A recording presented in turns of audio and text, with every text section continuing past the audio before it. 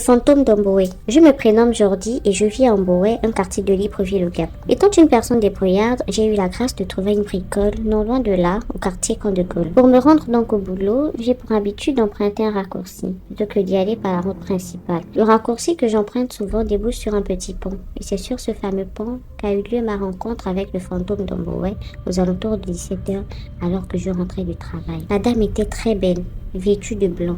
Je me suis exclamée devant sa beauté. Je n'avais jamais croisé une femme aussi belle. Mais en la contemplant, j'ai comme entendu une voix me parler, me demandant de regarder les pieds de la dame. Quand je baisse mon regard afin de regarder ses pieds, je me rends compte qu'elle n'en avait pas.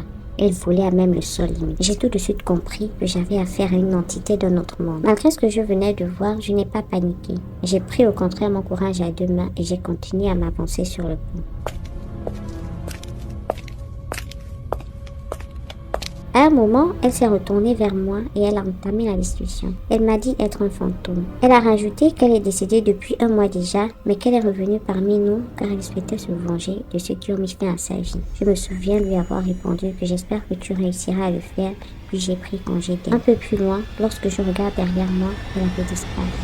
J'ai vraiment eu peur sur le coup. Je n'ai jamais eu autant peur de ma vie. Je n'arrive d'ailleurs toujours pas à croire que j'ai conversé avec un fantôme, le fantôme d'Amboé.